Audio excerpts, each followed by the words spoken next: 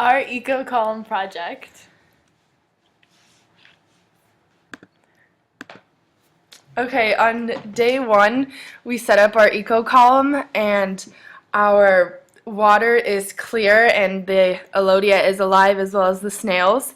Our terrestrial, we put a lot of water in the soil, and our worms are alive, and there's no plant growth or anything, and we just put our food into the decomposition chamber, and we have potato skins and leaves and banana peel, and yeah, that's day one.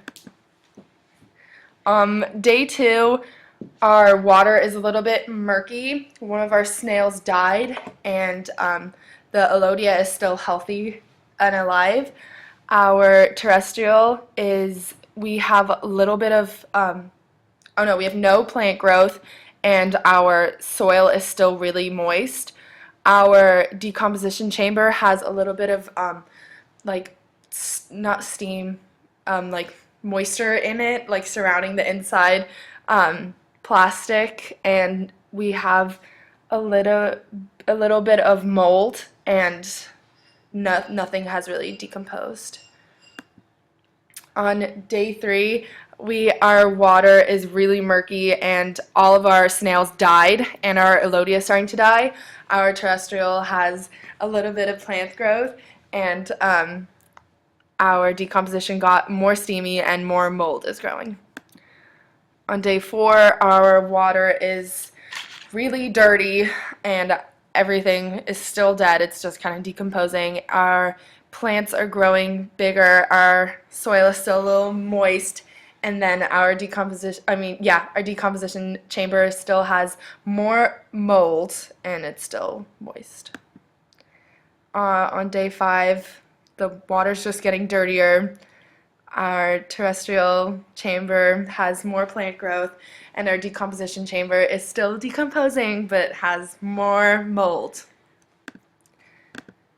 On the last day, all plants and animals in the water have died, and our worms are dead in the terrestrial, and we had little plant growth after that, and then the decomposition, everything but the leaves have decomposed completely, and there's just more mold.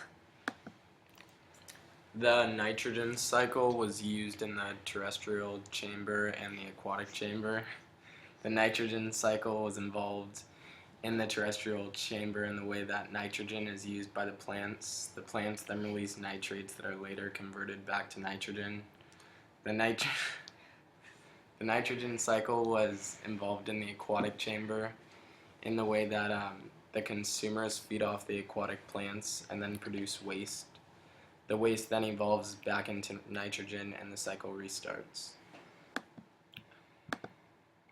The terrestrial chamber worked for the carbon cycle in the way that carbon enters the chamber and is absorbed by the plants. The plants then use the carbon during photosynthesis and create oxygen.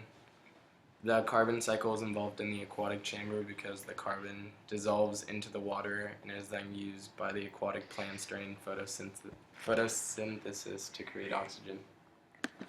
A food chain in our aquatic chamber was the water and sunlight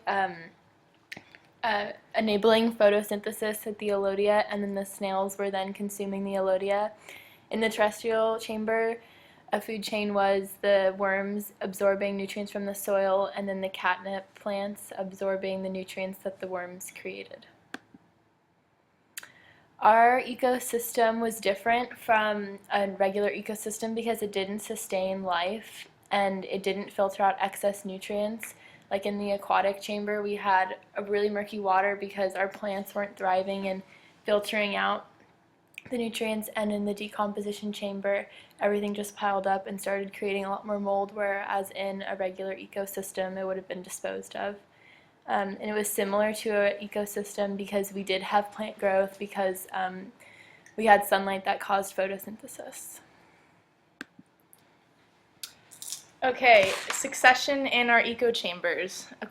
In the aquatic chamber, the water started off clear and clean and livable for the snails. It ended up being brown and murky, and it smelled like sulfur. In the decomposition chamber, there was fresh green pieces of vegetables and soil. And in the end, there was white mold and hairs growing all over the compost. In the terrestrial chamber, we added more than 30 live worms and grass seeds into our soil. At the end, the grass grew higher than the top of our chamber, and all the worms died. Limiting factors in our aquatic chamber were the lack of oxygen that prevented the fish from living longer. They also had no food, and the water became hard to live in. In the decomposition chamber, there wasn't filtration of air, which made the molding process faster for the compost. And in the terrestrial chamber, grass would have been able to grow faster and more if there was more exposure to the sunlight, and worms would have been able to live longer if there was more water and more soil to live in. In our aquatic chamber, we saw that there was the law of tolerance because our snails were not able to survive in the water for longer than 3 days. And in the decomposition chamber, there were conditions that promoted mold to grow quickly. And in the terrestrial chamber, the soil was not well enough to allow the worms to live for long.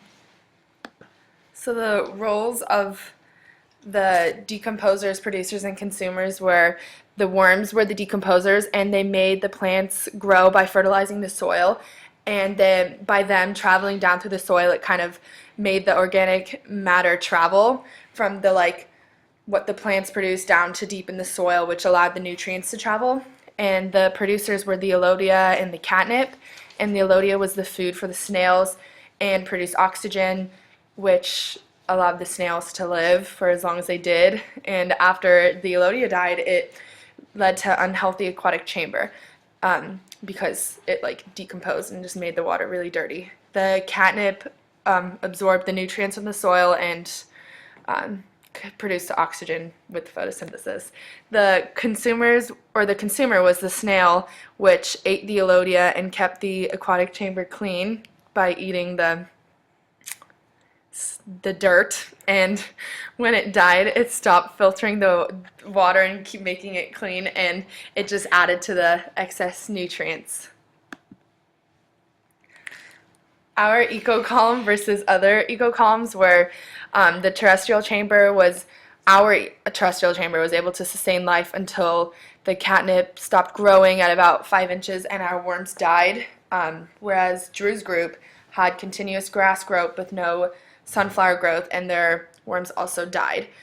Our aquatic chamber was different from the chambers of other groups because our water got dark and murky, and our plants and animals died, while Joey's group remained clear and visible, and their fish was able to stay alive and nothing really got dirty in theirs. And our decomposition chamber got moldy within the first week, and it traveled down the string to the aquatic chamber where and it also decomposed quickly, but others had no mold on theirs, and Joey's group had a couple things that shut up. We're recording. Sorry, that was Drew's group, and they had some of their stuff didn't decompose or had no mold at all. So our aquatic chamber, the maximum temperature was 22.4 degrees Celsius, the minimum was 21.2, and the mean was 21.7. pH was 6.72 for the maximum, the minimum was 5.80, and the mean was 6.3. For salinity, it was 93, the minimum was 73, and the mean was 83.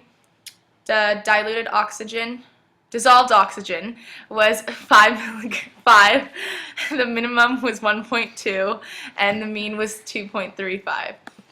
For our terrestrial chamber, the minimum temperature was 19.4, the maximum was 21.7, and the mean was 21.1. The pH for minimum was 4.92, the max was 5.57, and the mean was 5.32. These graphs are showing the temperature and pH throughout our entire experiment. And as you can see, on the 10th of November, both the pH and the temperature decreased, and then overall it gradually increased again. this is showing the NP and turbidity of the aquatic chamber, and this is showing the terrestrial chamber, the temperature and pH, and contrasting on the 17th for this one, for the temperature, it decreased sharply, and then the pH overall was up and down for the whole experiment. In the terrestrial chamber, the N and P stayed constant throughout the entire experiment, and the K decreased at the end. And that's our presentation. Thanks for watching.